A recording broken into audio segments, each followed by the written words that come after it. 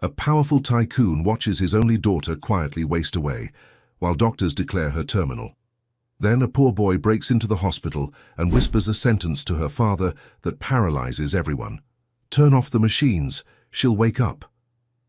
The order seems absurd, but something in that innocent gaze breaks logic and shakes certainties. What happens next will surprise you. If this story interested you, don't forget to subscribe to our channel and tell us what city you're watching us from. We'll keep going.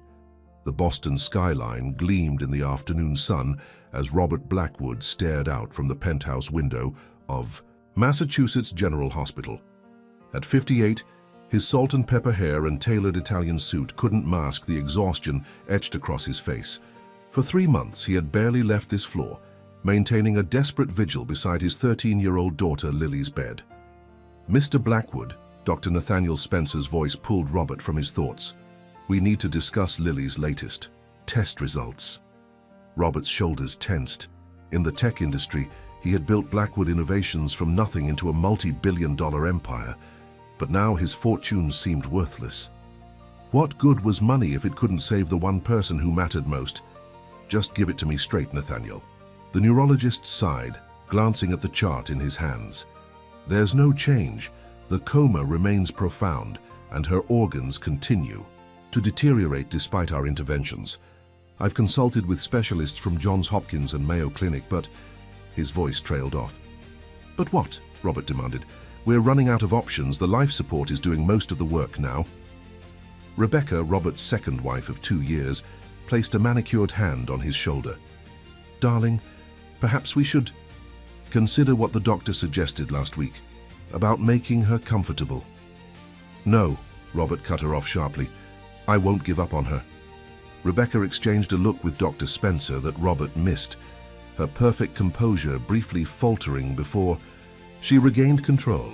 At 35, she was 23 years Robert's junior, a former pharmaceutical sales representative whose beauty had caught his eye at a charity gala 3 years after his first wife Carolyn's passing during childbirth. "I understand, Robert," Dr. Spencer said carefully, "but I feel obligated to prepare you for what's coming. Lily's condition is exceedingly rare. The neurological deterioration paired with systematic organ failure follows no known pattern. We've tried experimental treatments, but her body simply isn't responding." Robert turned back to the window, his reflection superimposed over the city he'd conquered in business. "I want another round of tests, different ones, something we haven't tried." "We've run everything twice," and Dr. Spencer began. "Then run them 3 times, Robert's voice echoed through the private wing. "Price is no object. Fly in anyone you need to. I don't care if they're in Tokyo or Timbuktu." The doctor nodded, though his eyes betrayed his resignation. "Of course, Mr. Blackwood." When Dr. Spencer left, Rebecca approached her husband carefully. "Robert, you need to rest. You haven't slept properly in days." "I can't leave her," he whispered, moving to Lily's bedside. The girl lay motionless, surrounded by blinking machines and tangled tubes. Her blonde hair, so like her mother's, spread across the pillow in stark contrast to her pallid skin. Just 3 months ago, she had been laughing, planning her 8th grade graduation. Now she resembled a porcelain doll, fragile and unmoving. "At least eat something," Rebecca insisted. "The chef sent over that wild-caught salmon you like." Later, his attention remained fixed on his daughter. "You should go home. Get some..." "Rest yourself." Rebecca hesitated. "Are you sure? I don't want to leave you alone." "I'm fine," he said dismissively. "Besides, someone needs to keep things running at home." When Rebecca finally departed, accompanied by one of their security detail, Robert sank into the chair beside Lily's bed. Only then did he allow his facade to crack, tears slipping silently down his weathered cheeks. "I don't know what to do. Lil," he confessed to his unconscious daughter, "I've thrown millions at this problem and nothing's changing." Outside the window, Boston continued its relentless pace. In Beacon Hill, the Blackwood mansion stood empty save for staff. The historic 5-story brownstone had once echoed with Lily's laughter, but now its elegant rooms were silent. Robert couldn't bear to sleep there while Lily remained hospitalized, so he'd converted an adjoining room in the hospital suite into a makeshift bedroom. His phone buzzed, another update from his company. Robert ignored it. Since Lily's collapse, he'd delegated most operations to his executive team, focusing solely on his daughter's recovery. A soft knock interrupted the quiet. "Mr. Blackwood?" A nurse entered, carrying a tray of medication. "It's time for Lily's evening treatment." Robert nodded, watching as the nurse methodically administered injections and adjusted IV drips. Dr. Spencer had explained each medication's purpose: anticonvulsants, immunosuppressants, experimental nerve regenerators, a complex chemical ballet designed to fight whatever mysterious ailment was consuming his daughter. "Has Dr. Richardson been by today?" Robert asked, referring to the specialist Rebecca had recommended shortly after Lily fell ill. "Yes, sir. He adjusted her medication protocol this morning while you were meeting with the hospital board." Robert frowned. He didn't recall authorizing any changes. "What adjustments?"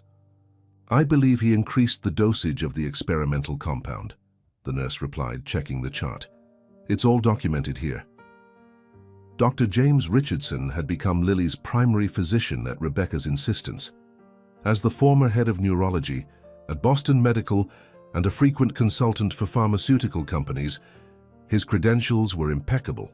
Rebecca had known him professionally before meeting Robert and had vouched for his expertise when Lily first showed symptoms: unexplained fatigue, cognitive confusion, and eventually seizures that led to her current state. After the nurse left, Robert scrolled through his tablet, reviewing Lily's medical file. The technical terminology swam before his tired eyes.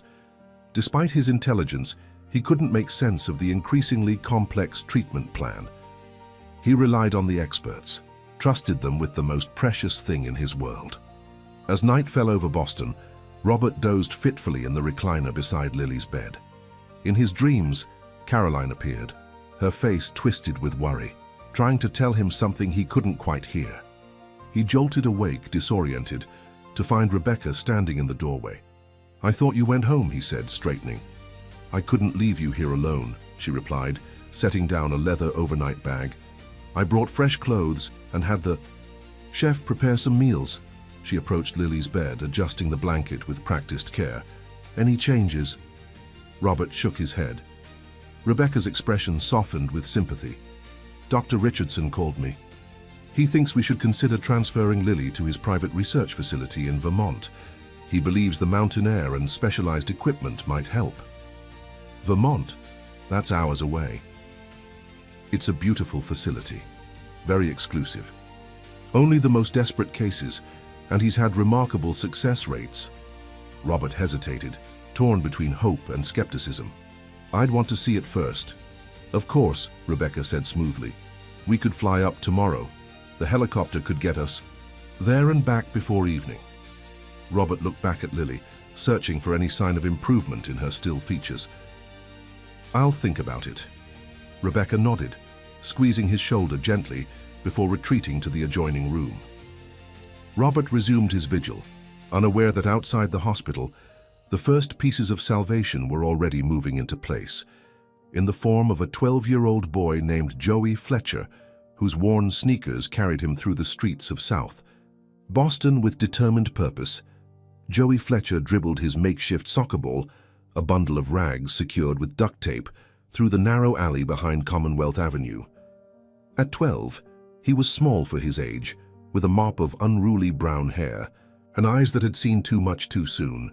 The worn Red Sox cap he wore had been his father's, now one of the few possessions he cherished after his parents had lost their apartment following his dad's workplace injury.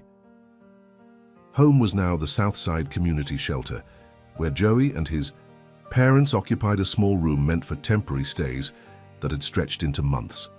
His father worked odd jobs when his back permitted, while his mother cleaned offices at night. Joey contributed by collecting recyclables after school, turning in cans and bottles for deposit money that helped buy groceries. "Hey, Joey," called Marcos, one of the shelter volunteers. "Your mom said you're supposed to be doing homework, not playing around." Joey caught his homemade ball under his foot. "Almost done, Mr. M. Just taking a break." The April afternoon was unusually warm, and Joey had been cooped up all weekend studying for tests, The promise of spring made it impossible to stay indoors. He'd earned a scholarship to Boston Latin School, and maintaining his grades was non-negotiable if he wanted to keep it. 15 minutes, then back inside, Marcos warned with a smile. Joey nodded, continuing to practice his footwork. Soccer was his passion, though he'd never played on an official team. His skill came from countless hours in parks and alleys, teaching himself by watching YouTube videos on the shelter's shared computer. Kicking the ball high, Joey watched it arc over the chain-link fence, separating the alley from the grounds of a massive brownstone. He groaned. It was the third ball he'd lost this month. Without hesitation, Joey scaled the fence, dropping quietly into a perfectly manicured garden. He'd never paid much attention to the mansion before, though everyone in the neighborhood knew it belonged to some tech billionaire. Now creeping through meticulously landscaped shrubs in search of his ball, Joey marveled at the size of the property tucked behind high walls. He spotted his ball near a stone fountain and had just retrieved it when something caught his eye. A pale face watching from a second-floor window. Joey froze, expecting security to descend on him at any moment. Instead, the girl in the window, she couldn't be much older than him, pressed her palm against the glass and smiled tentatively. Joey hesitated, then raised his hand in greeting. To his surprise, the window slid open. "Are you looking for treasure?" the girl called down, her voice soft but eager. Joey glanced at his ragged ball. "Just this. Sorry for trespassing." "I don't mind," she said. "Nobody ever comes back here. Except gardeners." She leaned forward, blonde hair spilling over the windowsill. "I'm Lily." Joey. An awkward silence followed before Lily asked, "Can you do any tricks with that?" Joey grinned, dropping the ball to his feet and demonstrating a series of moves, balancing it on his instep, bouncing it on his knees, executing a perfect rainbow kick. Lily applauded, delight brightening her face. "That's amazing," she exclaimed. "I've never seen anyone do that in person." "It's easy once you practice," Joey shrugged, though pride warmed his chest. "Don't you play sports?" Lily's smile dimmed. "I'm not allowed outside much. Daddy says it's not safe." Joey looked around at the walled garden with its state-of-the-art security cameras. "In this fortress?" "He's protective," Lily explained, "especially since Mom died. I have tutors instead of school, and most of my friends are from online classes." Joey couldn't imagine being confined to the shelter all day, no matter how luxurious the surroundings. "That sounds lonely." "It is," Lily admitted, "especially since Dad works so much. It's mostly me and Rebecca, my stepmom, but she has her own friends and activities." A rustling sound from inside the room caused Lily to glance over her shoulder. "I have to go," she whispered urgently. "My stepmother's coming." "Wait," Joey began, but Lily had already closed the window, disappearing from view. Joey stared at the empty window for a moment, before tucking his ball under his arm and climbing back over the fence. As he walked back to the shelter, he couldn't shake the image of Lily's face, eager for connection yet somehow fragile, like a bird in a gilded cage. The next day after school, Joey found himself drawn back to the mansion. He told himself he was just taking a shortcut, but his steps slowed as he approached the garden wall. He was about to continue on when he heard his name called softly. "Joey? Is that you?" Lily stood in a small side door built into the garden wall, a book clutched to her chest. "How'd you know I'd come this way?" Joey asked, surprised. "I didn't," Lily admitted. "I've been checking every few minutes since lunch. Rebecca's at her spa appointment, and the housekeeper is busy with the delivery men upstairs." She glanced around nervously before adding, "Do you want to come in just for a little while?" Joey hesitated, knowing he should head to the recycling center, but curiosity won out. He slipped through the door into a garden that seemed even more impressive from ground level, sculpted hedges, marble benches, and a small koi pond that shimmered in the afternoon light. "This is like a secret park," Joey marveled. Lily beamed. "It's my favorite place. Dad had it designed based on a garden my mom loved in England." Her expression clouded. "Though I don't remember her much." I was just a baby when she died. I'm sorry, Joey said awkwardly. Lily shrugged. It's okay. Dad says I'm just like her. She brightened again. Want to see the fish? They're Japanese. Some of them are over 50 years old. The next hour passed in a blur as Lily showed Joey around the garden, chattering about the plants and statues with the enthusiasm of a museum docent. Joey was surprised to discover how easy she was to talk to, despite their different backgrounds. She wasn't at all what he'd expected from someone who lived in a mansion. So what's it like, going to a real school? Lily asked as they sat on a stone bench, sharing the sandwich Lily had smuggled from the kitchen. Loud, crowded, sometimes boring, Joey admitted. But mostly good. I like learning things, especially science. Me too, Lily exclaimed. I'm doing an advanced biology curriculum. My tutor says I could probably skip ahead to high school level next year. As they talked, Joey noticed how Lily occasionally lost her train of thought or searched for words that seemed to elude her. When he mentioned it, she frowned. It's been happening a lot lately. Dad thinks it's just stress or growing pains. Rebecca says I study too hard. Maybe you need more fresh air and soccer, Joey suggested, demonstrating a toe tap with his ball. Lily laughed, attempting to mimic him but nearly tripping. Joey caught her arm, steadying her. Whoa, careful. Sorry, she said, her cheeks flushing. I've been kind of clumsy lately too. Rebecca says I'm going through an awkward phase. A chime from Lily's pocket interrupted them. She pulled out a sleek phone, alarm crossing her face. That's Rebecca's car at the gate. You have to go. She can't find you here. Joey gathered, his ball heading for the side door. Will you be here tomorrow? I have a doctor's appointment, but maybe the day after, around 4. Joey nodded, slipping through the door.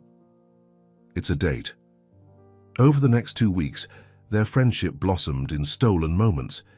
Joey visited whenever he could between school and his recycling routes, and Lily always seemed to be watching for him, ready with snacks and stories about her online classes or books she was reading.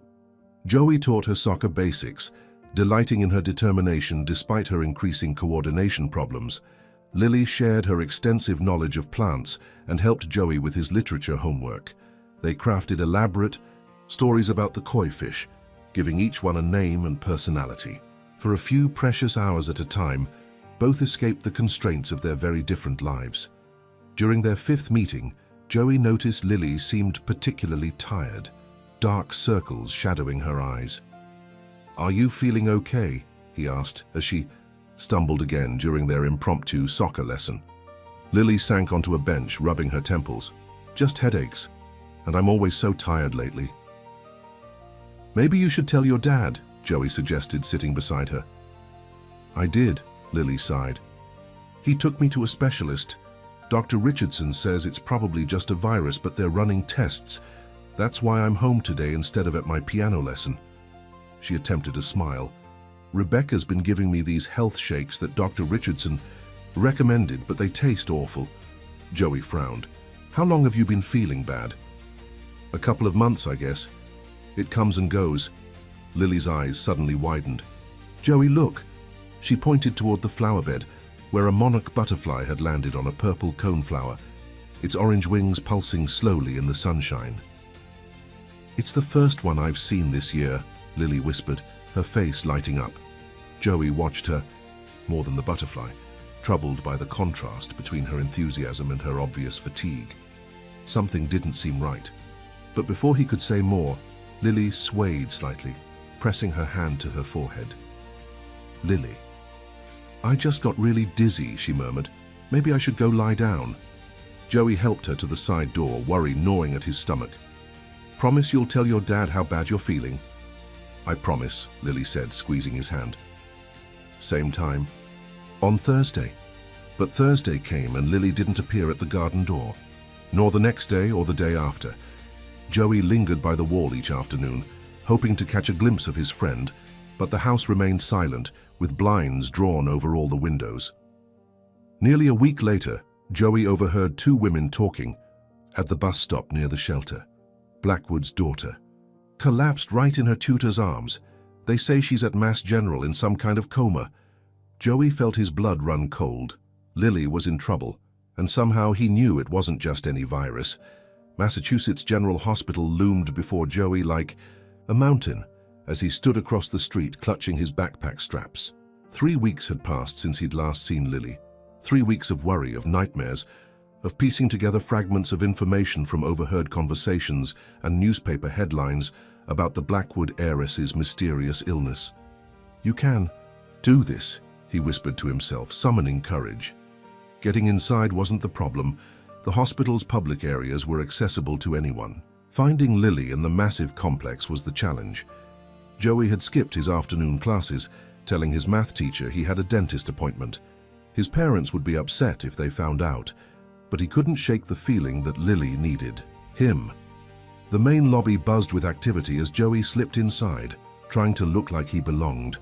A volunteer at the information desk was helping an elderly couple, giving Joey the opportunity to study the directory. The problem was, he didn't know where to look. Private patients like Lily wouldn't be listed on public directories.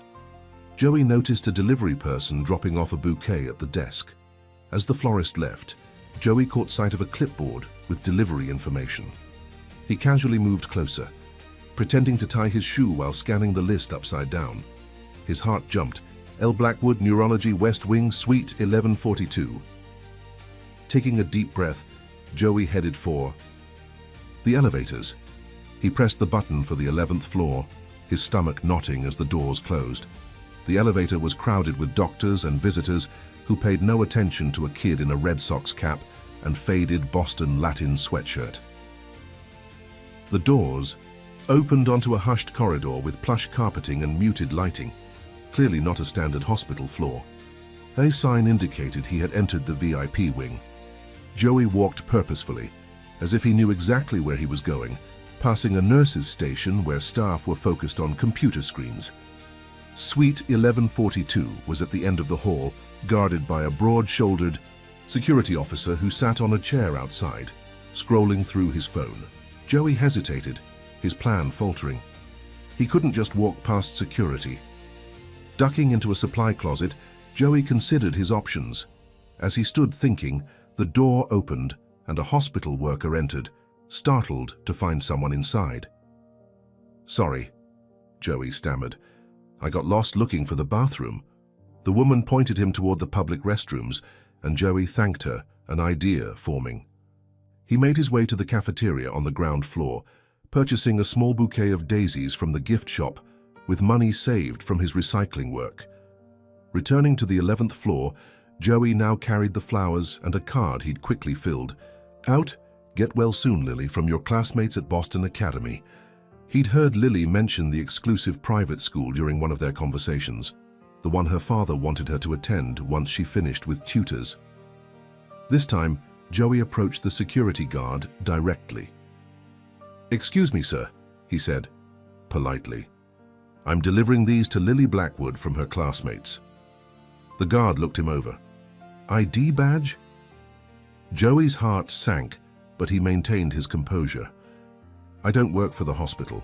Mrs. Peterson from Boston Academy asked me to drop these off since my mom works here." The lie came smoothly, born of desperation. The guard seemed to waver, glancing at the innocent bouquet and the earnest-looking boy.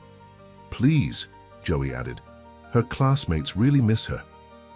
Something in Joey's expression must have convinced him. "Fine, but make it quick." Her father stepped out for a business call and the stepmom's at some charity thing. Nurses inside, though. Joey nodded gratefully, his pulse racing as the guard knocked on the door. A nurse opened it, and the guard explained about the delivery. The nurse, looking harried, waved Joey in. "Just set them on the side table. I need to get some supplies from the cart down the hall. Don't touch anything, and don't wake her if she's sleeping." Joey nodded, stepping into the room as the nurse hurried out. The opulent suite bore little resemblance to a hospital room despite the medical equipment. Designer furniture, artwork, and a wall of windows overlooking Boston created the atmosphere of a luxury hotel. And there, in the center of it all, lay Lily. Joey's throat tightened at the sight of his friend. Lily looked impossibly small amidst the tangle of tubes and wires. Her skin had a grayish cast, and her blonde hair lay limp against the pillow. Monitors beeped steadily, tracking vital signs that meant nothing to Joey but suggested a life hanging by technological threads. "Lily?" he whispered, approaching the bed. There was no response, not even a flicker of her eyelids. Joey set down the flowers and reached for her hand, shocked at how cold it felt. "It's me, Joey. I don't know if you can hear me, but I've been really worried about you." The only sound was the rhythmic beeping of machines. Joey continued, his voice breaking slightly. "The garden misses you. I checked on it yesterday, snuck in the same way as before. The butterfly bush is starting to bloom, and I saw 2 monarchs. Remember when you said they were your favorites?" Still nothing. Joey swallowed hard. "The koi are okay too. I even remembered their names: Emperor, Sunset, and Freckles." He attempted a smile. "Freckles still comes right up to the edge when you approach, just like you showed me." Joey fell silent, watching Lily's chest rise and fall with mechanical precision. This wasn't how it happened in movies, where coma patients magically woke at the sound of a loved one's voice. Reality was crueler, more mundane in its persistence. "What happened to you, Lily?" he murmured. "You were fine." And then...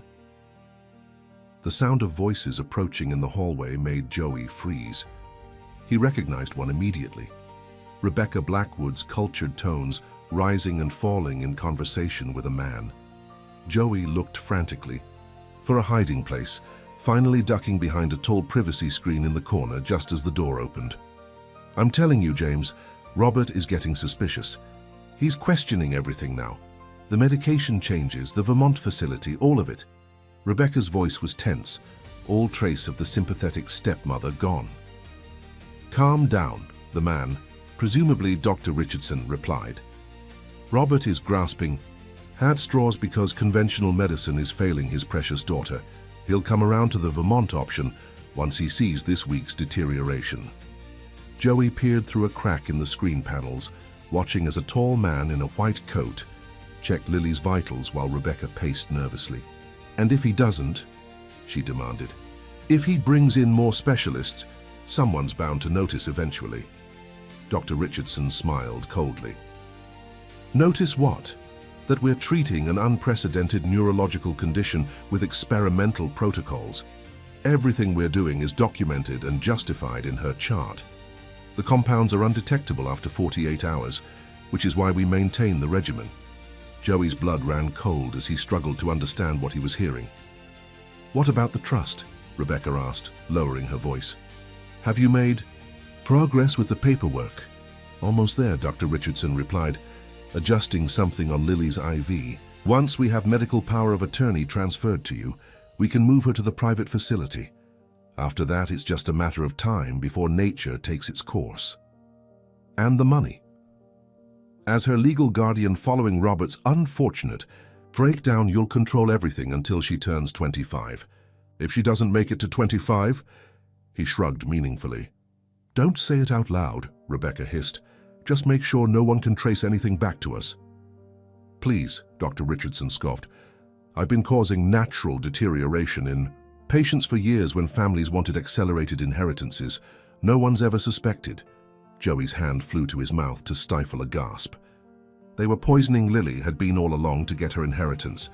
The health shakes she'd complained about, the increasing symptoms, the coordination problems. It all made horrifying sense now. "Here's today's dose," Dr. Richardson said, removing a vial from his pocket.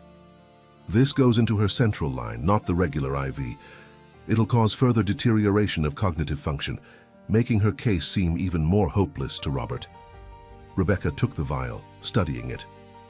"And there's really no antidote? If Robert somehow agreed to include me in the will directly, we could potentially let her recover." The doctor laughed. "At this point, the damage is extensive. She might survive without further doses, but she'd likely have permanent neurological impairment. Besides, your prenup specifically excluded you from direct inheritance. The only way you get the Blackwood billions is through Lily." "I've worked too hard to settle for less," Rebecca said coldly, approaching Lily's IV line. 2 years playing, the devoted wife to that workaholic, listening to endless stories about his precious Caroline, and their perfect daughter. I deserve every penny. Joey watched in horror as Rebecca prepared to inject the contents of the vial into Lily's central line. His mind raced. He had to do something, had to stop them. Without thinking, he lunged from behind the screen. "Get away from her," he shouted. Rebecca and Dr. Richardson spun around, shock registering on their faces. "Who the hell are you?" Rebecca demanded, quickly pocketing the vial. "How did you get in here?" "I'm Lily's friend," Joey said, his voice steadier than he felt. "And I heard everything. I know what you're doing to her." Dr. Richardson recovered quickly, his expression shifting to professional concern.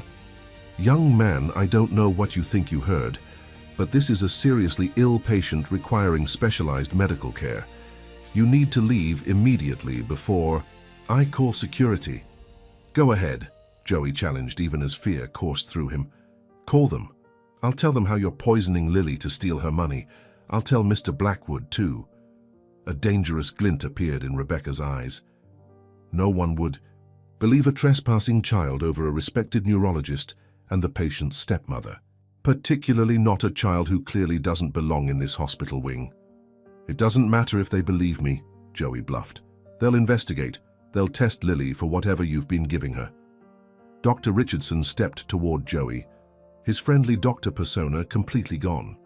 "The compounds I use metabolize quickly and mimic natural disease processes. No standard test would detect them." "James," Rebecca warned, glancing nervously at the door. "Not here." Joey backed toward the door, realizing the danger he was in. These people had been slowly killing Lily for money. They wouldn't hesitate to harm him too. "I'm leaving," Joey said, reaching for the door handle. "But I'm telling Mr. Blackwood everything."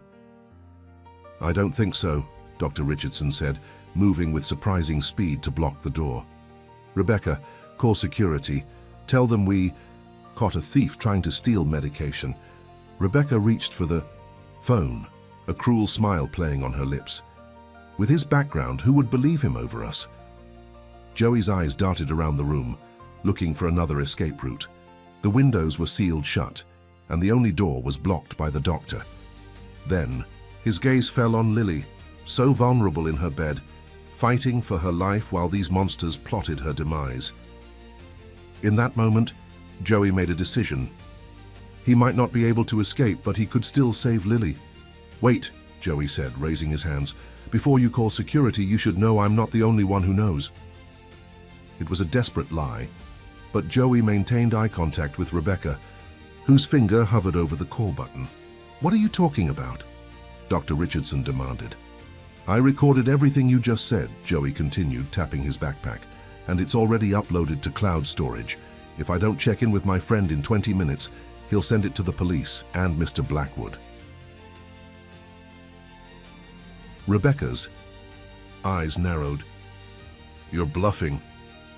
Joey shrugged with forced nonchalance, though his heart hammered against his ribs. "Maybe. Want to risk it? The recording has everything. The experimental compounds, the trust paperwork, planning Mr. Blackwood's breakdown, all of it." Dr. Richardson and Rebecca exchanged glances, their confidence visibly wavering.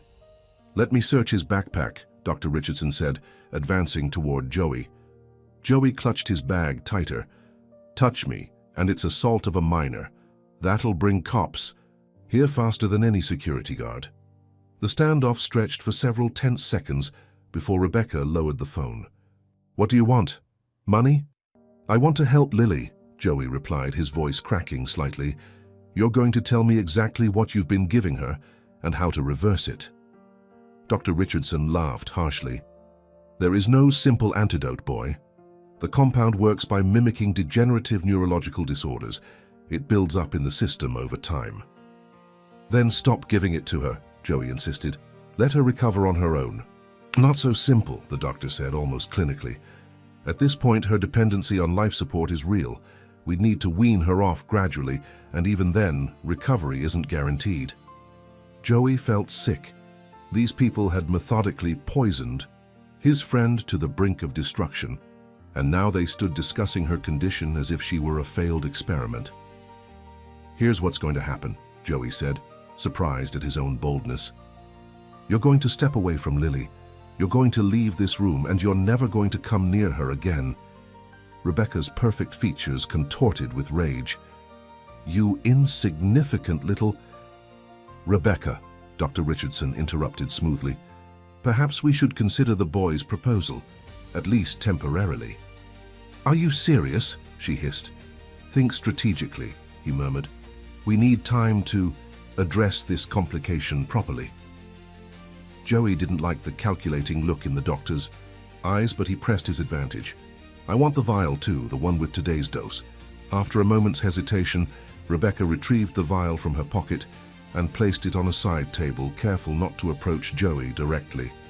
This isn't over, she warned, her voice venomous. For today it is, Joey countered. Now go. Rebecca gathered her designer handbag, casting one last hateful glance at Joey before sweeping from the room. Dr. Richardson lingered, his professional demeanor firmly back in place. You've made a serious miscalculation, young man, he said quietly. You have no idea who you're dealing with. I know exactly who I'm dealing with, Joey replied. You hurt my friend for money. That makes you the worst kind of person. Something dangerous flashed in the doctor's eyes before he composed himself. We'll continue this discussion soon. With that ominous promise, he followed Rebecca out. As soon as they left, Joey's bravado collapsed.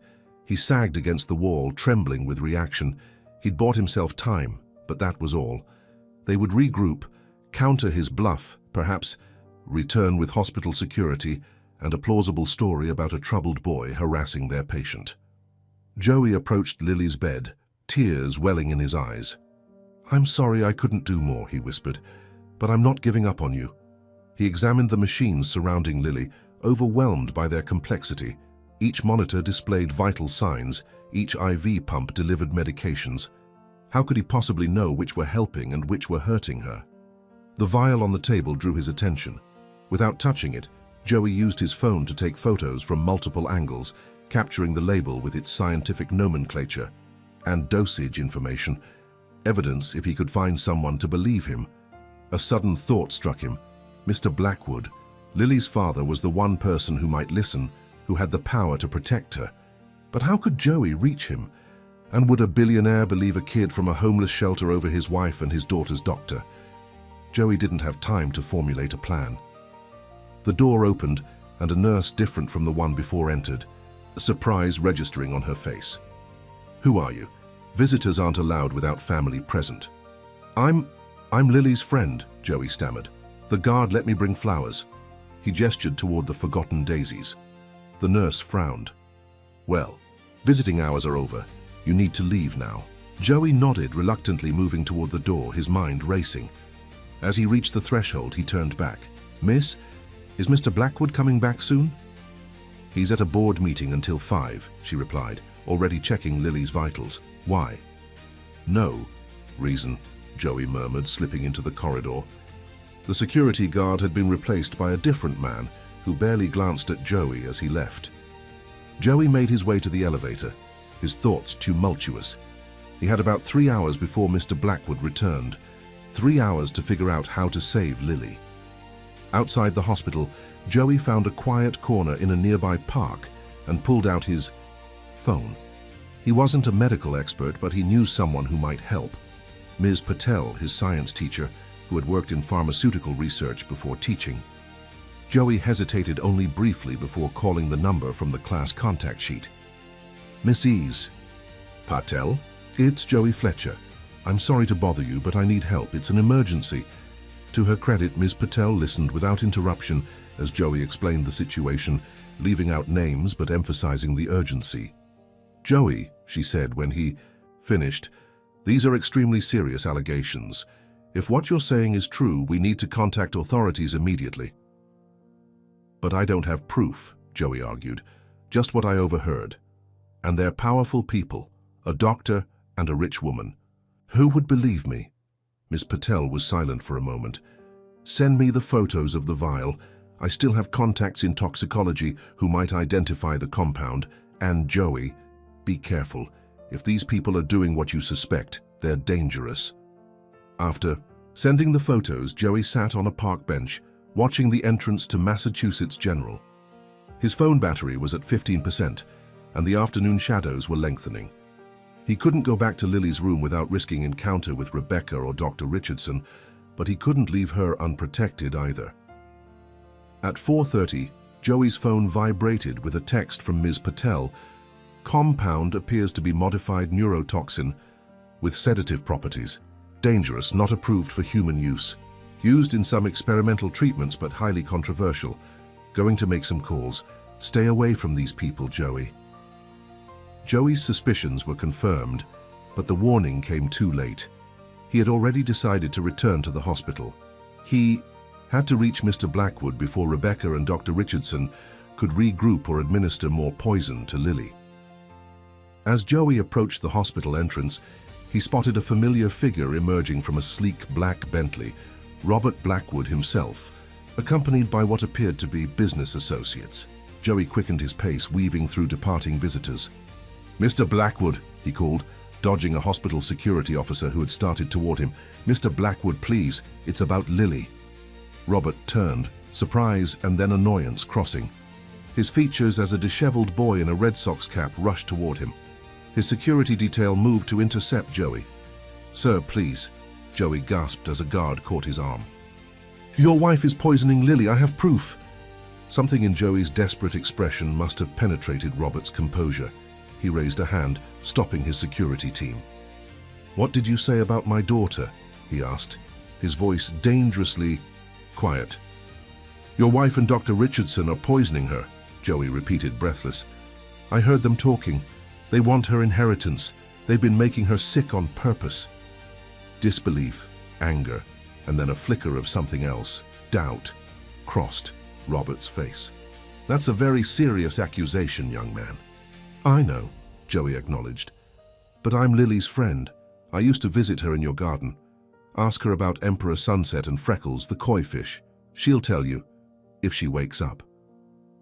Robert studied Joey intently, the professional mask slipping, to reveal the anguished father beneath. "Security, escort this young man to my daughter's suite discreetly." To Joey, he added, "I want to hear everything. But if you're wasting my time or playing some kind of twisted prank—" "I'm not," Joey promised. "I would never hurt Lily." The next 20 minutes were a blur as Joey was escorted through service corridors to avoid the main hospital thoroughfares.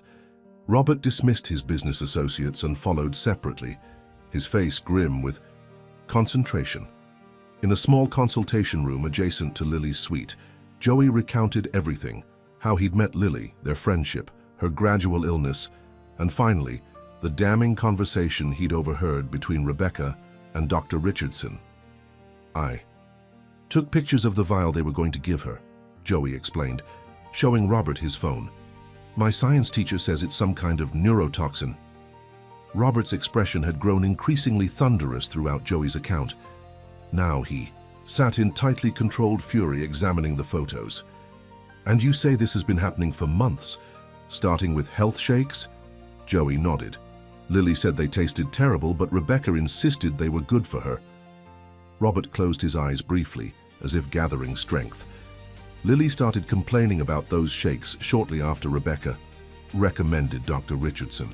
I thought she was just being a typical teenager resistant to health foods." Self-recrimination laced his words. "It's not your fault," Joey said quietly. "They were really careful. Dr. Richardson said the poison mimics natural diseases and disappears from the system quickly." Robert's eyes snapped open. "But not if we test for it now before they administer more." He stood abruptly, pulling out his phone. "I'm calling the hospital administration and my private security team. I want samples taken immediately and Dr. Richardson's credentials investigated thoroughly." As Robert made calls, pacing the small room, Joey felt relief wash over him. Finally, someone with power believed him. Lily would get help. "Stay here," Robert instructed when he finished. "Hospital security will be stationed outside. I need to speak with my daughter's current medical team, the ones not involved with Richardson." "What about Rebecca?" Joey asked anxiously. "She might come back." "My head of security is locating her now," Robert said grimly. "She won't get anywhere near Lily again." After Robert left, Joey sat alone in the consultation room. Exhaustion suddenly overwhelming him. He'd skipped lunch and the adrenaline that had carried him through the afternoon was waning. Her kind nurse brought him a sandwich and juice, which he devoured gratefully. An hour passed, then 2. Joey dozed fitfully in the uncomfortable chair, jolting awake at every sound from the corridor. Night had fallen, the windows reflecting the room's fluorescent lighting rather than showing the darkened Boston skyline. Finally, the door opened. Robert Blackwood entered, looking 10 years older than he had that afternoon. "You were right," he said simply, his voice hollow with shock and rage. "Initial toxicology found traces of several compounds that have no place in Lily's treatment. They're running more comprehensive panels now." He sank into a chair. "I've spent millions on specialists, cutting-edge treatments, all while my own wife was poisoning my daughter under my roof." Joey didn't know what to say. No words could ease that betrayal. "How did you know?" Robert asked suddenly. "What made you suspect?"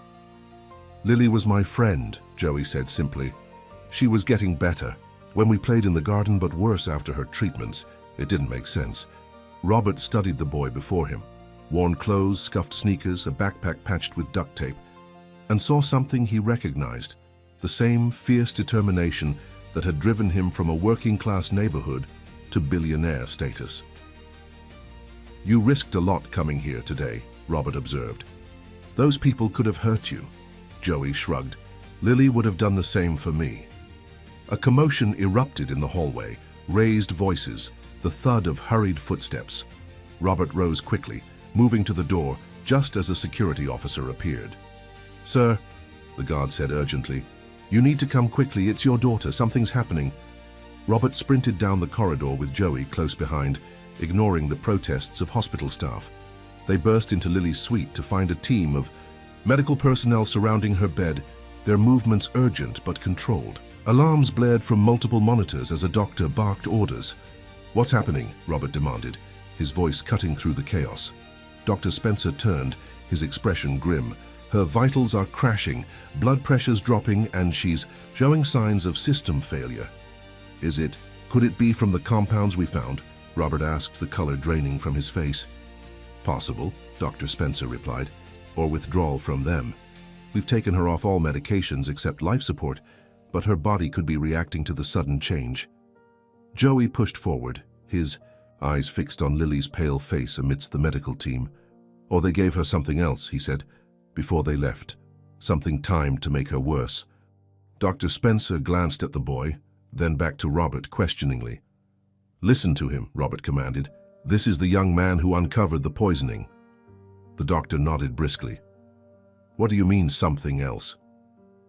Dr. Richardson kept saying the compound was undetectable after 48 hours. Joey explained, the words tumbling out. "What if they gave her something with a delayed reaction, something to make her worse if anyone discovered what they were doing?" A new voice joined the conversation, a woman in a lab coat who had been examining Lily's central line. "The boy might be right.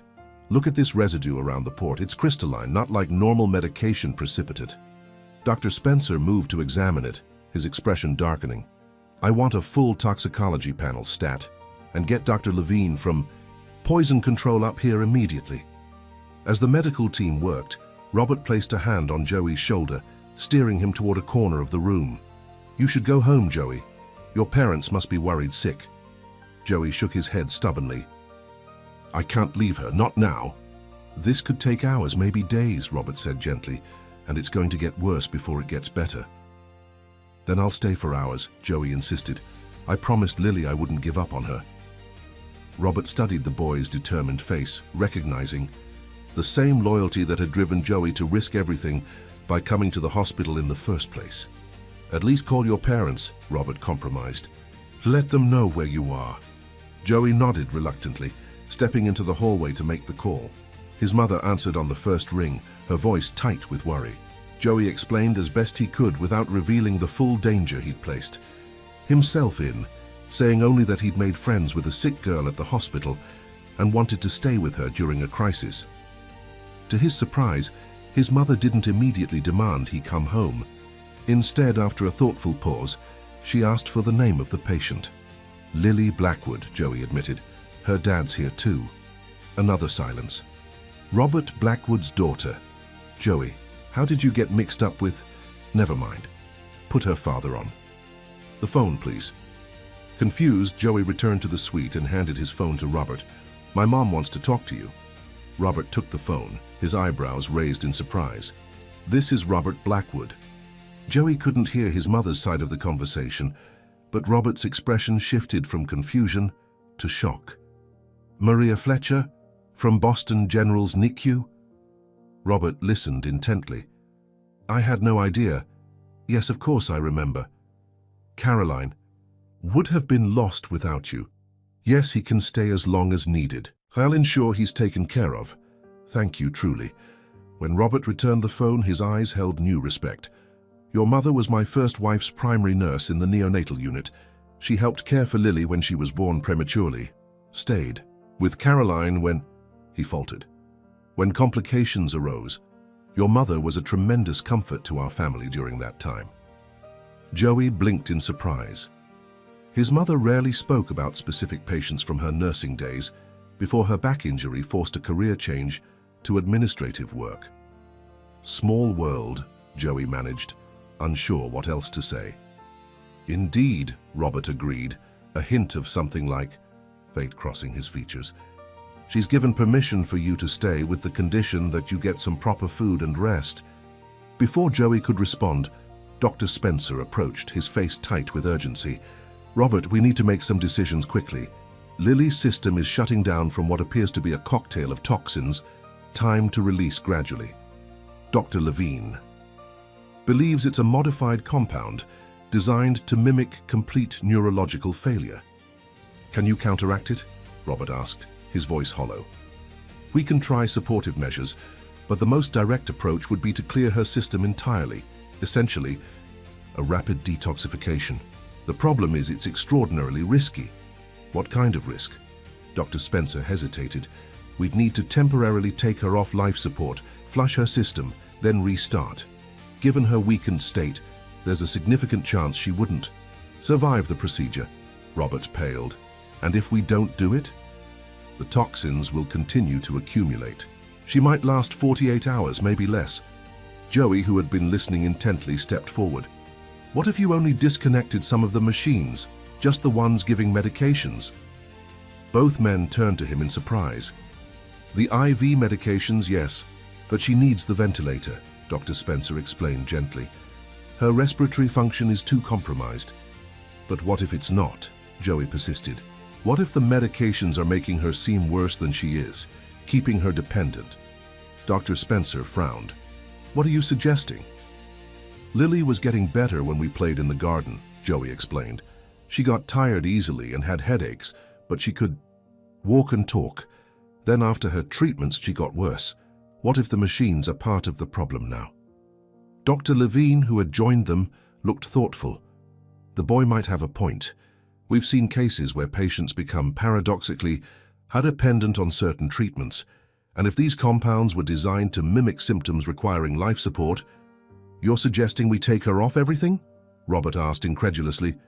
Not everything, Dr. Levine clarified, but perhaps a more measured approach than full life support. Reduce external dependencies and see if her natural functions begin to recover once the suppressants clear her system. Dr. Spencer shook his head. It goes against all standard protocols for a patient in her condition. Her condition was artificially induced, Robert pointed out, a desperate edge to his voice. Nothing about this case follows standard protocols. The doctors exchanged glances, years of medical training warring with the unprecedented situation before them. Let me consult with the neurology team, Dr. Spencer said finally. We'll develop a modified approach, perhaps a gradual weaning, rather than complete removal. But Robert, you need to understand the risks. I understand that my daughter is fighting for her life because people I trusted poisoned her, Robert replied, steel entering his voice. Conventional approaches haven't helped her. Maybe it's time for unconventional ones. As the doctors left to consult with specialists, Robert sank into a chair beside Lily's bed, taking her limp hand in his. Joey stood awkwardly nearby, uncertain whether to stay or give the father privacy. "She looks like her mother," Robert said softly, answering Joey's unspoken question. "Same determination, too. When Lily sets her mind to something, nothing stops her." "I noticed," Joey said with a small smile. "She kept trying soccer moves even when she could barely stand up straight." Robert looked up, a glimmer of warmth breaking through his anguish. "She never mentioned you, though I suppose that was deliberate given Rebecca's restrictions." "She wasn't allowed to have friends over," Joey confirmed. "I think she was lonely." "I thought I was protecting her," Robert admitted, his voice heavy with regret. "After Caroline died, I became obsessed with keeping Lily safe. Instead, I created an isolated world where the greatest danger came from inside our home." Before Joey could respond, the medical team returned, now accompanied by additional specialists. Dr. Spencer stepped forward. "We've developed a modified approach. We'll begin by removing the sedatives and paralytics, then gradually reduce ventilator support while monitoring her brain activity closely. If she shows any signs of autonomous respiratory function, we'll continue weaning her from the machines. And if she doesn't," Robert asked, "then we'll know this approach isn't working and we can reevaluate," Dr. Spencer answered diplomatically. The next hour passed in tense silence as medications were systematically withdrawn. Monitors were adjusted, alarms temporarily silenced as baseline readings shifted. Joey and Robert remained in the corner of the room, Robert occasionally answering urgent business calls in hushed tones, while Joey dozed fitfully in his chair. A sudden change in the rhythm of beeping jolted them both to attention. Dr. Spencer moved quickly to Lily's bedside, studying the monitors with intense focus. "What is it?" Robert demanded, rising from his chair. "Brain activity is increasing," the doctor reported, his voice carefully neutral. "Could be a stress response to the medication changes or she's waking up," Joey finished, hope surging through him. "Let's not get ahead of ourselves," Dr. Spencer cautioned. "But yes, it's a positive sign. We're going to reduce ventilator support now and see how she responds." The next adjustment provoked an immediate reaction, alarms blaring as Lily's oxygen levels dipped. The medical team tensed, hands hovering over emergency medications. But before they could intervene, the numbers stabilized, then slowly began to rise. "She's initiating breaths," a respiratory therapist announced, surprise evident in her voice. "Shallow but definite patient triggers." Dr. Spencer's professional demeanor cracked slightly, revealing cautious optimism. "Continue weaning, slowly. Let's see if she can sustain this." Robert moved to Lily's side, grasping her hand tightly. "Fight, sweetheart," he whispered. "You can do this." Joey hung back, his throat tight with emotion as he watched the father and daughter. Though conscious thought told him Lily couldn't possibly hear, something deeper insisted she knew her father was there, was responding to his voice. Over the next several hours, Lily's condition continued to improve incrementally. Ventilator support was reduced to minimal settings, and brain activity maintained its upward trend. By midnight, Dr. Spencer made a stunning announcement. "I think we can attempt extubation," he said, his earlier skepticism replaced by guarded hope. "Her gag reflex is returning, and she's fighting the ventilator rather than depending on it." "Will it hurt her?" Robert asked anxiously. "It's uncomfortable but not painful," Dr. Spencer assured him, "and if she's not ready, we can reintubate immediately." Robert nodded his consent, and Joey watched from his corner as the medical team prepared for the procedure. "You might want to step out for this," a nurse suggested kindly to Joey. Joey shook his head. "I'll stay if that's okay." He looked to Robert, who nodded distractedly, his attention fixed on his daughter. The removal of the breathing tube was swift but tense, followed by anxious seconds as everyone watched for Lily's reaction. Her chest rose and fell unevenly at first, oxygen levels wavering on the monitor, before settling into a steady, if shallow, rhythm. "Good job, Lily," Dr. Spencer encouraged, listening to her lungs with his stethoscope. "Keep breathing for us." Whether in response to his voice or by coincidence, Lily's next breath was deeper, more confident. A collective exhale seemed to pass through the room as the medical team exchanged relieved glances. "This is remarkable," Dr. Levine murmured. "The level of recovery after such extensive poisoning." "She's not out of danger," Dr. Spencer cautioned. "We still have toxins to clear and potential neurological damage to assess, but this is an extremely promising sign."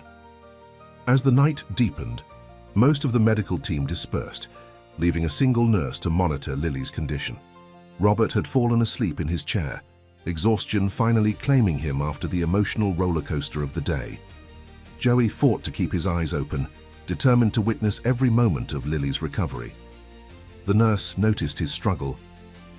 "There's a recliner in the corner that converts to a bed," she offered quietly. "You should get some real rest." Joey nodded gratefully, moving to the indicated chair. As he settled in, a soft sound drew his attention back to Lily's bed.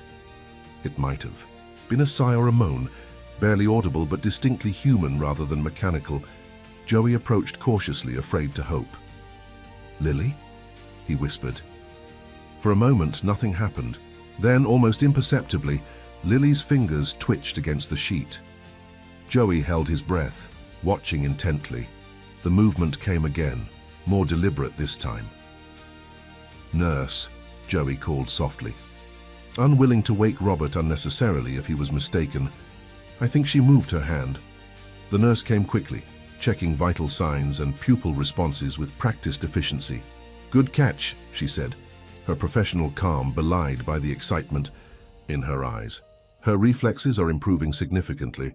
She moved to wake Robert, but before she could reach him, Lily's eyelids fluttered. Joey froze, afraid to breathe lest he somehow interrupt this miracle. The flutter came again, followed by a faint furrow of her brow, the first facial expression Joey had seen since entering her hospital room. "Lily?" he whispered again, moving closer. "It's Joey. You're safe now." Her eyes opened slowly, unfocused at first, then gradually sharpening as they settled on his face. Recognition dawned, followed by confusion, then what appeared to be relief. Her lips parted, forming words without sound. "Don't try to talk yet," Joey urged, signaling frantically to the nurse. "Just rest." But Lily was Lily, stubborn even, at the edge of oblivion. Her hand moved again, fingers stretching toward him. Joey carefully took her hand, feeling a weak squeeze in response. "Joey," she managed, the word barely audible, her voice raw from the breathing tube. The nurse was checking monitors, paging Dr. Spencer, adjusting oxygen flow, but Joey noticed none of it. All he could see was Lily, awake and alive, saying his name like it was the only word that mattered.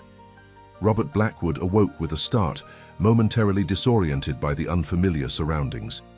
The events of the previous day crashed back into his consciousness.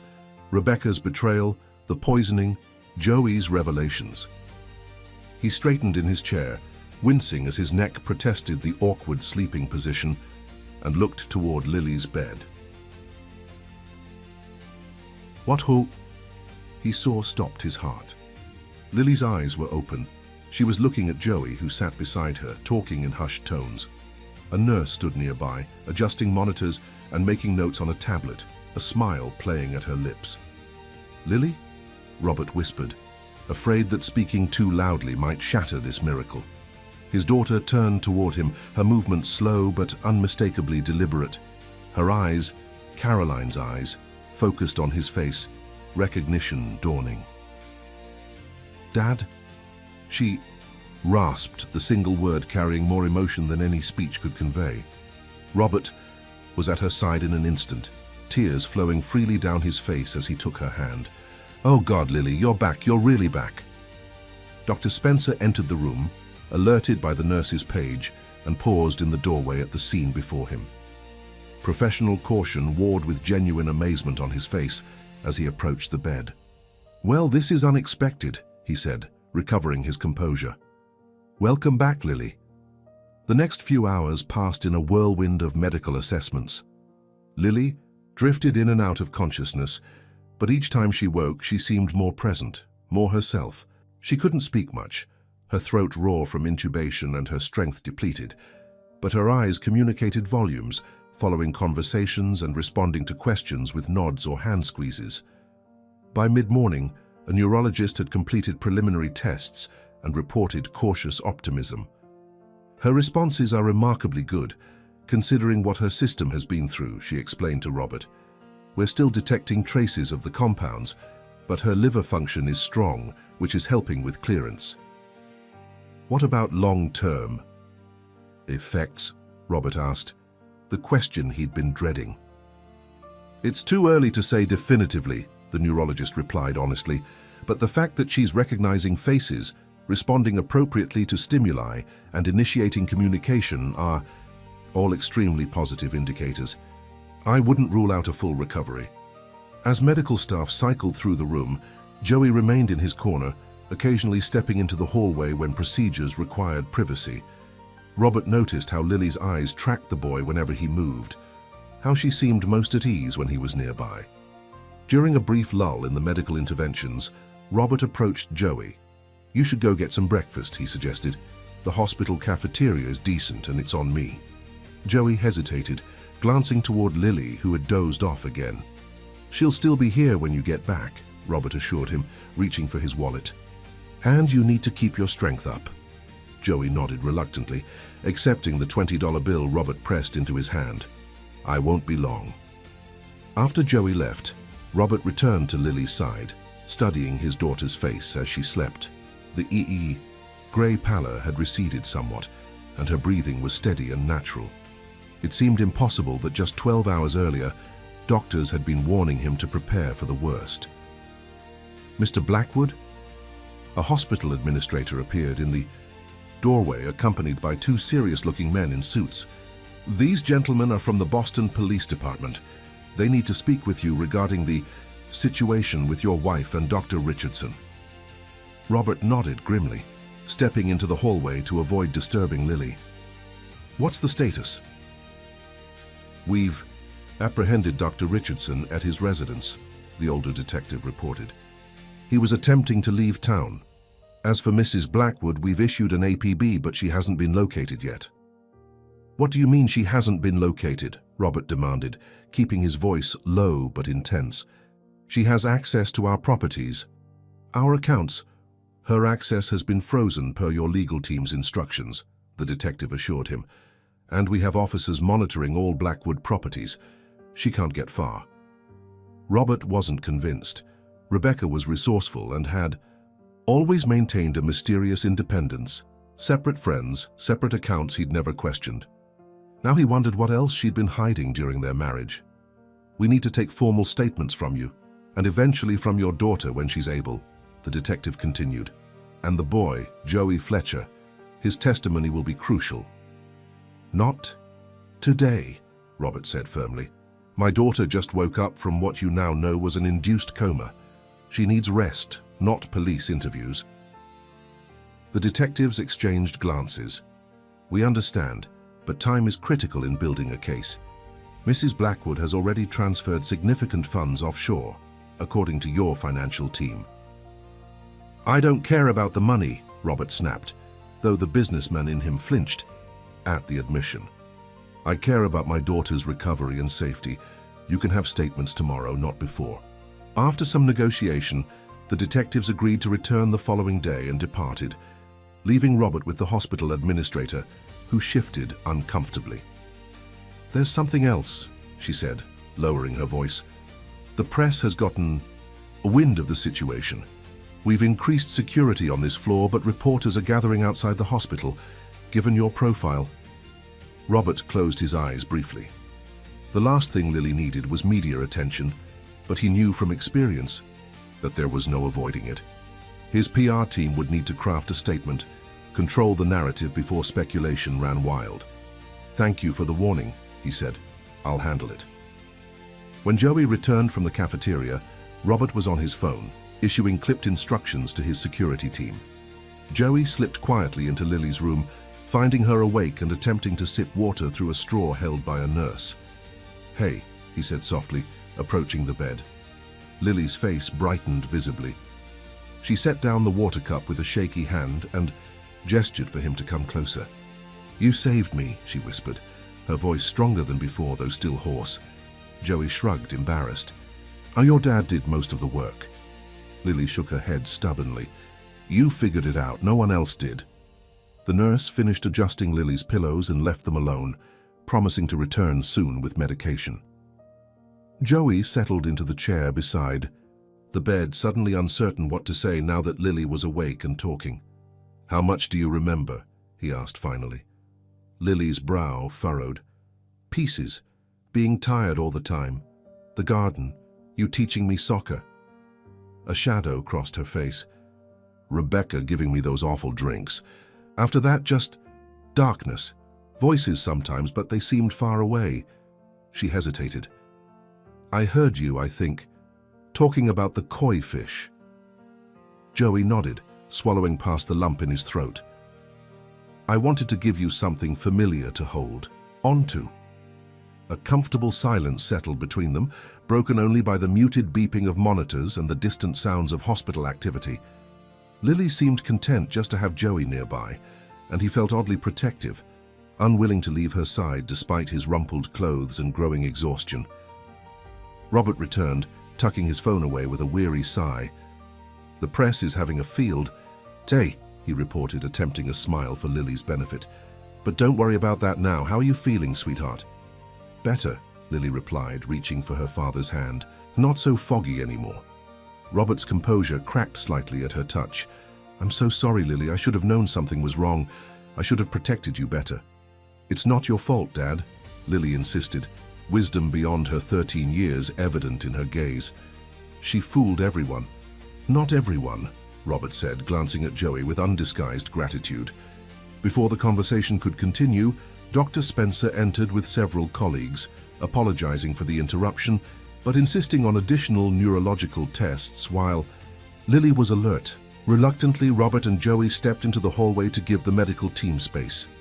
You look exhausted, Robert observed, studying Joey's pale face and shadowed eyes. Why don't you go home? Get some real rest. I can send a car for you later. Joey shook his head stubbornly. I want to stay.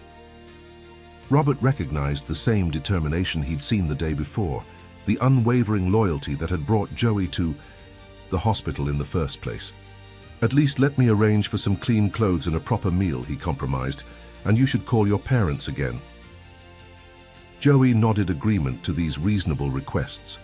While Robert made arrangements, Joey updated his parents, who were both relieved to hear about Lily's improvement and increasingly curious about their son's involvement in the Blackwood family crisis. Joey kept his explanation vague, promising details when he returned home. By early afternoon, Lily had completed another round of tests, each showing remarkable improvement. She managed a few bites of hospital food, making faces that drew laughter from both Joey and Robert, and was allowed to sit up in bed for short periods. The doctors say I might be able to go home in a week if I keep improving, she told Joey excitedly during a quiet moment. Not that I'm in a hurry to go back to that house. Your dad will find a new place, Joey assured her, somewhere without those memories. Lily nodded thoughtfully. Maybe somewhere with a garden and a soccer field, she added with a small smile. The peaceful moment was interrupted by a commotion in the hallway. Raised voices, hurried footsteps. Robert, who had stepped out to take a call, burst back into the room, his face taut with alarm. Rebecca's been spotted in the hospital, he reported tersely. Security is searching the building, but I want additional guards here immediately. Fear flickered across Lily's face. She's coming for me. No one's getting near you, Robert promised, already on his phone, summoning his private security team. Joey, stay with Lily. I'm going to coordinate with hospital security. As Robert left, Joey moved closer to Lily's bed, instinctively positioning himself between her and the door. Don't worry, he said with more confidence than he felt. Your dad won't let anything happen to you. Lily reached for his hand, her fingers cold with anxiety. What if she tries to finish what she started? What if— She won't, Joey interrupted firmly. There are cameras everywhere, guards at every entrance. She'd be crazy to try anything. But as the words left his mouth, Joey remembered the calculating look in Rebecca's eyes, the cold determination as she prepared to poison Lily. Crazy didn't seem like the right word for Rebecca Blackwood. Dangerous was more accurate. Minutes ticked by with excruciating slowness. Hospital security implemented a lockdown protocol for the VIP wing, checking the ID of every staff member entering the floor. Robert returned briefly to confirm that his security team was in position throughout the hospital, working alongside police who had arrived in response to the potential threat. "They'll find her," he assured them, though tension lined his face. "And this time, she won't escape justice." As evening approached, the heightened security continued, but no sign of Rebecca had been found. Some officers speculated that she might have fled upon realizing the hospital was on alert, while others suggested the sighting might have been mistaken. Lily, exhausted by the day's events and medical procedures, eventually drifted into sleep despite her anxiety. Joey maintained his vigil beside her bed, fighting his own fatigue as shadows lengthened across the room. "You should rest too," Robert told him quietly. "I'm not leaving her side, and there are armed guards outside the door." Joey nodded reluctantly, settling into the recliner that had served as his bed the night before. Despite his determination to stay awake, exhaustion soon claimed him, pulling him into a deep sleep. He awoke with a start, unsure what had disturbed him. The room was dim, illuminated only by the muted glow of monitors and a small lamp near Lily's bed. Robert dozed in his chair, his head at an uncomfortable angle. Something felt wrong. Joey blinked, trying to orient himself in the shadowy room. A figure stood near Lily's IV pole, adjusting something on the line. A nurse, Joey assumed, until he noticed the designer shoes visible beneath the scrubs. "Hey!" he called out, bolting upright. The figure turned, and in the dim light, Rebecca, Blackwood's perfectly made-up face registered surprise, then contempt. "You again," she hissed, her hand still on Lily's IV port. "The little hero." Robert jerked awake, momentarily disoriented before comprehension dawned. "Rebecca," he growled, lunging from his chair. "Get away from my daughter." Rebecca stepped back, but not before Joey saw what she held, a syringe, its contents already emptied into Lily's IV line. Alarm surged through him as he recalled Dr. Richardson's words, "No detectable after 48 hours." "What did you do?" Robert demanded, reaching for the emergency call button. "What did you give her?" A cold smile curved Rebecca's lips. "Just finishing what we started. She wasn't supposed to wake up, Robert. This was meant to be a peaceful, natural departure. Tragic, but ultimately merciful.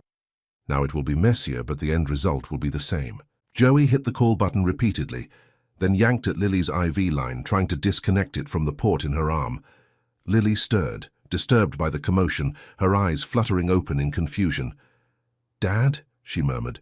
"Joey? What's happening?" Before anyone could respond, hospital security burst through the door, followed closely by police officers who had been stationed nearby. Rebecca was restrained despite her protests about rough treatment and claims of innocence. "Check her pockets," Joey instructed urgently. She injected something into Lily's IV. A syringe was indeed found in Rebecca's lab coat pocket, and Dr. Spencer, summoned by the emergency alert, immediately ordered a sample of Lily's blood for analysis. "I need to know what compound we're dealing with," he told the officers, restraining Rebecca. "Lives are at stake." Rebecca's composure finally cracked. "You think I'd tell you? After all this? She was supposed to die quietly, leaving everything to me as Robert's sole heir. Now, you've ruined everything." "Rebecca Blackwood, you're under arrest for attempted murder," an officer began, reading her rights as she struggled against their grip. "It's too late anyway," Rebecca spat, her elegant facade completely gone. "The compound is already in her system. Even if you identify it, there's no antidote. James made sure of that." As Rebecca was led away, still hurling threats and accusations, Dr. Spencer and his team worked frantically to address the new crisis. Lily's IV was removed and replaced at a different site. Blood samples were rushed to the lab, and monitoring equipment was adjusted to track any changes in her condition. "How are you feeling?" Dr. Spencer asked Lily, checking her pupils with a pen light. "The same, I think," she replied, her voice steadier than Joey would have expected given the chaos. "Should I feel different?" "Not necessarily," the doctor assured her. Whatever she administered might take time to act, or it might have been neutralized by your existing medications. Or she could have been bluffing, Robert suggested, holding Lily's hand tightly, trying to cause more pain even without the means to carry out her threat. Dr. Spencer nodded thoughtfully. Possible. We've sent officers to question Dr. Richardson specifically about this new compound. In the meantime, we'll monitor Lily closely and prepare countermeasures for any symptoms that develop. As the initial crisis response settled into watchful waiting, Joey found himself marveling at Lily's composure. Despite having just faced her would-be killer, she remained calm, even offering reassurance to her visibly shaken father. "It's over, Dad," she said softly. "They caught her. She can't hurt us anymore." Robert squeezed her hand, struggling to match her remarkable strength. "You're right, sweetheart. It's over." But as Joey watched the medical team preparing emergency medications and additional monitoring equipment, he wondered if Rebecca's final act of vengeance might yet claim its victim. Had they truly saved Lily only to lose her now?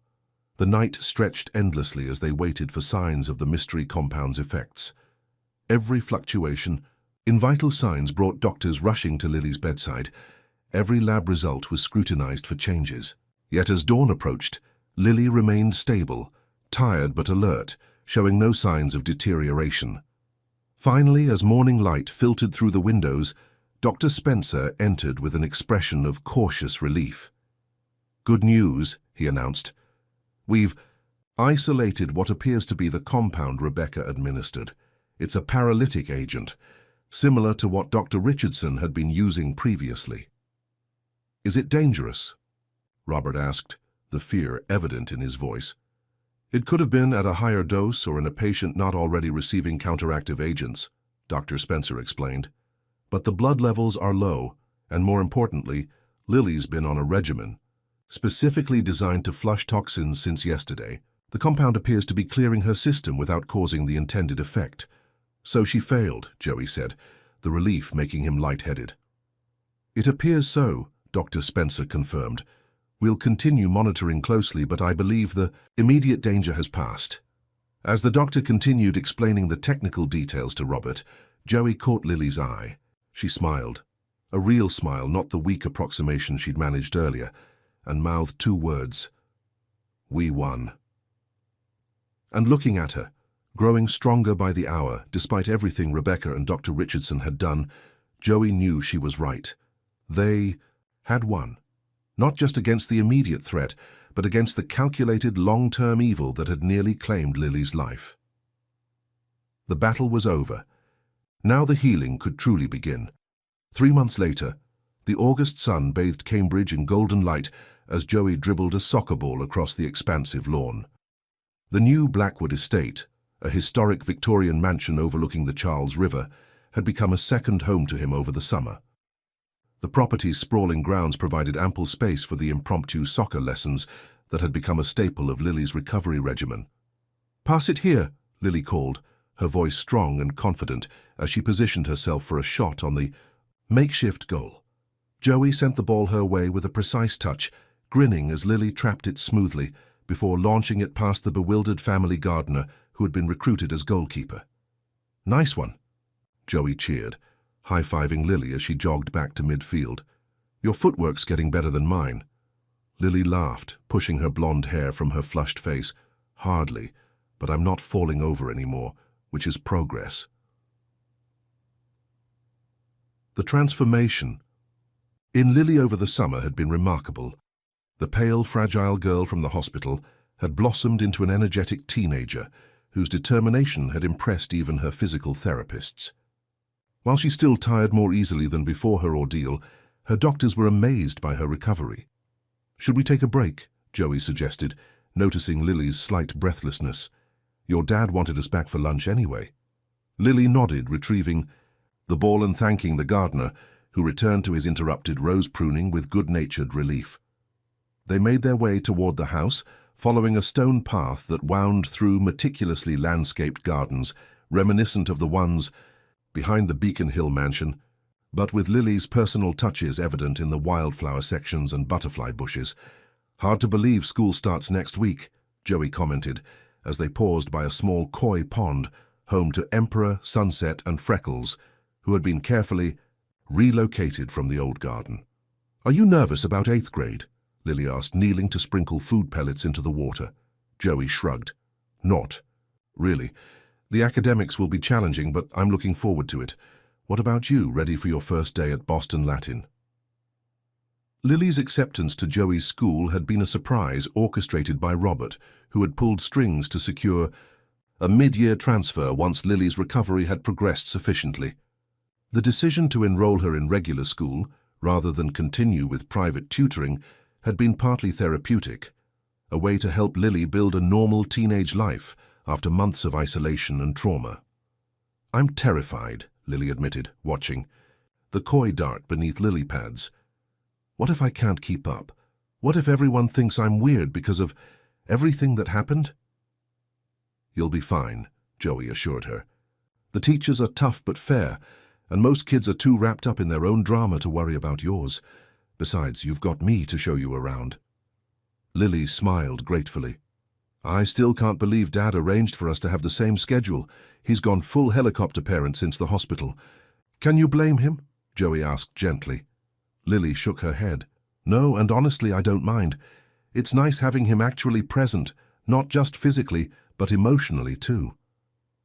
They continued toward the house, where Robert could be seen on the terrace, engaged in what appeared to be a serious phone conversation. The past months had changed him as much as they had Lily, his workaholic tendencies tempered by a new appreciation for time with his daughter. "Joey," Robert called, ending his call as they approached. "Perfect timing. I've just been speaking with your father. Great news. The contractor approved his application. He starts the apprenticeship program next month." Joey's face lit up. The opportunity for his father to train as an electrical contractor had emerged through Robert's connections, offering a path out of the precarious odd jobs that had barely sustained their family since his workplace injury. "That's awesome. Did you tell him about the apartment too?" Robert nodded, smiling at Joey's enthusiasm. "All arranged. The lease starts September 1st, so your family can move in this weekend. It's just a 10-minute walk from the school, which should make your commute much easier." The apartment, a spacious 3-bedroom in a well-maintained building owned by one of Robert's subsidiary companies, represented a fresh start for the Fletcher family. Offered at a reduced rent that Joey's parents could afford on their improving income, it provided stability they hadn't known in years. "I can't thank you enough," Joey began, but Robert waved him off. "Please, Joey. After what you did for Lily." "What you did for our family, this is nothing." Lily squeezed Joey's arm supportively. Both knew that Robert's generosity stemmed not just from gratitude, but from a genuine desire to help. In the weeks following Lily's recovery, Robert had delved into Joey's background, discovered the family's struggles, and quietly set about creating opportunities rather than simply offering charity. "Lunch is ready," announced Mrs. Winters, the housekeeper, from the terrace doorway, "and Ms. Maria has arrived as well." Joey's mother emerged onto the terrace, dressed in scrubs from her new position at Massachusetts General's administrative office, another opportunity that had materialized through Robert's influence, but that she had earned through her own qualifications and experience. "Mom, Dad got the apprenticeship," Joey called, bounding up the steps to hug her. Maria Fletcher smiled warmly. "I just heard. Your father's over the moon, already talking about what tools he'll need." She turned to Robert. "I can't thank you enough for the recommendation. This changes everything for him." "James Fletcher is exactly the kind of person the program needs," Robert replied sincerely. "Experienced, hard-working, eager to learn new skills." The recommendation was easy to make. As they settled around the table for lunch, the conversation flowed easily between updates on Rebecca and Dr. Richardson's pending trial, Lily's school, preparations, and the Fletcher family's upcoming move. "The prosecutors are confident," Robert explained, responding to Maria's question about the case. "The evidence is overwhelming, not just from Lily's poisoning, but from at least 2 other patients they've identified who died under suspicious circumstances while under Richardson's care." "Will Lily need to testify?" Maria asked, her nursing background giving her particular insight into the medical aspects of the case. They don't think so, Robert replied, glancing at his daughter with protective concern. Joey's testimony about what he overheard, combined with the physical evidence and Rebecca's attempted final attack at the hospital, should be sufficient. Lily had remained largely shielded from the legal proceedings, though she had given a deposition about her experiences with the health shakes and medication. The media frenzy had eventually subsided, replaced by occasional updates as the case progressed toward trial. After lunch, while Robert and Maria discussed the logistics of the upcoming move, Joey and Lily retreated to the music room, where Lily had recently resumed piano lessons. "Want to learn a duet?" she offered, patting the bench beside her. Joey laughed. "I can barely tell which key is which. You'd be better off teaching a cat." "Everyone starts somewhere," Lily insisted. "I'll show you the basics, and you can show me that rainbow kick again later." Joey relented, settling beside her on the bench as she patiently demonstrated finger positions for a simple melody. Her enthusiasm was contagious, and soon Joey found himself awkwardly but determinedly picking out notes. "Not bad for a first try," Lily encouraged. "You've got good rhythm from soccer. That helps with timing." "I'll stick to sports," Joey replied, good-naturedly. "But it's cool watching you play. You're really talented." Lily's expression turned thoughtful. "You know what I realized recently?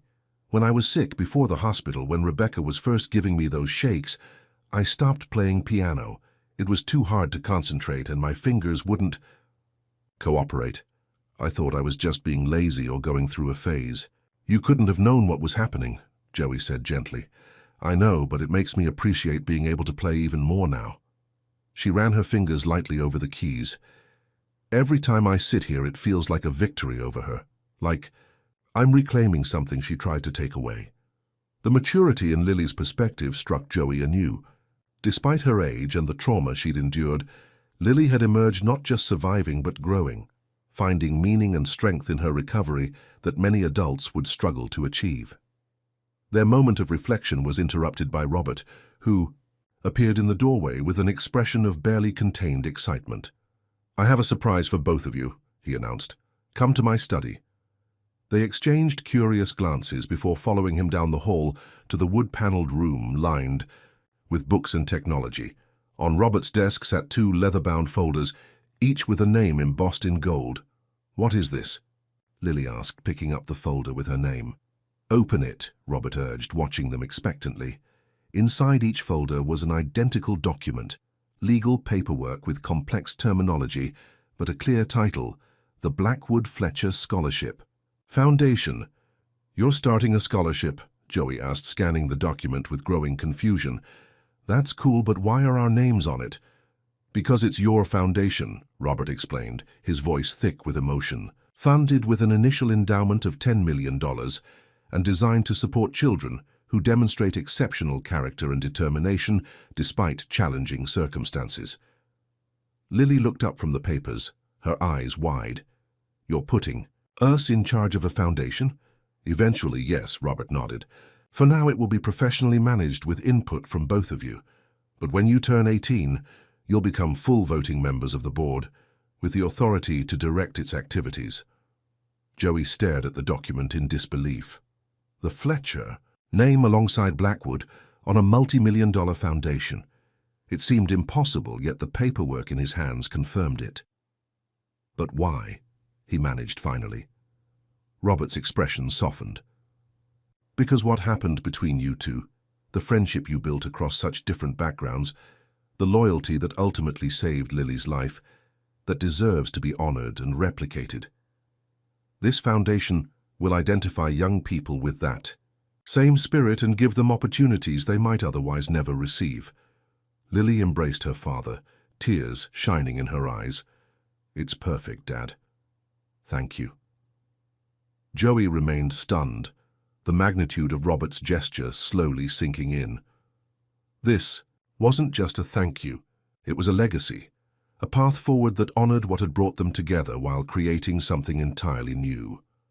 "The first scholarships will be awarded next spring," Robert continued, his arm around Lily. "You'll both help review applications and select recipients. I thought it might give purpose to what you've been through, transforming a painful experience into something that helps others." I don't know what to say, Joey admitted. This is incredible. Robert clasped his shoulder warmly. You don't need to say anything, just use it well. That's all I ask. Later that evening, as Joey prepared to leave with his mother, Lily walked them to the front door. The setting sun cast long shadows across the driveway where Maria's used sedan, recently purchased with Robert's help, waited beside the Blackwood family's luxury vehicles. See you tomorrow for that history project? Lily confirmed, hugging Joey goodbye. Definitely, he agreed. I'll bring my notes from last year's class. Ms. Henderson recycles her assignments, so we'll have a head start. As Maria chatted briefly with Robert about final moving arrangements, Lily pulled Joey aside. I've been thinking, she said quietly, about everything that happened, how if you hadn't found me in the garden that day, if we hadn't become friends. Don't, Joey interrupted gently. We can't think about what might have happened. I know, Lily nodded, but I just wanted to say, you didn't just save my life, Joey. You gave me a real friend when I needed one most. Even before the hospital, even before you knew anything was wrong, that matters just as much. The simple sincerity of her words touched Joey deeply. You were my friend too, you know. When you showed up at that garden door every day excited to see me, no one had ever looked forward to my company like that before. Their conversation was interrupted by Maria calling that it was time to go. With a final wave, Joey followed his mother to the car, his mind already half planning tomorrow's history session with Lily. As they drove away from the Cambridge estate, Maria glanced at her son with a knowing smile. You've come a long way from throwing that ball over the garden wall. Joey laughed, watching the Blackwood house recede in the side mirror. Yeah, who would have thought a makeshift soccer ball would change so many lives? Back at the house, Lily stood on the front steps beside her father, waving until the Fletchers' car disappeared from view. The evening air carried the scent of late summer flowers and distant rain, promising change as September approached. They're good people, Robert observed, his arm around Lily's shoulders.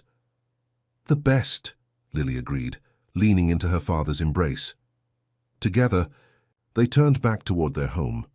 Not the cold, isolated mansion where Lily had once been held captive by circumstance and malice, but a warm, vibrant household gradually filling with friends, music, and genuine connection. In the garden, butterflies drifted lazily over the wildflowers Lily had planted, while in the pond, koi with names and personalities swam contentedly through clear waters. Inside, rooms once dominated by Rebecca's sterile perfection now reflected Lily's emerging tastes, colorful throw pillows, soccer trophies from summer camp, framed photos of Lily with Joey and their growing circle of friends. As father and daughter disappeared into the house, the setting sun illuminated the scene one last time before slipping below the horizon, not an ending, but a promise of brighter days ahead. The darkness that had nearly claimed Lily's life had been vanquished not by wealth or power, but by the simplest yet strongest of human connections: true friendship. In its place grew something rare and precious, a bond between two families, forged in crisis but destined to thrive in peace. And through the foundation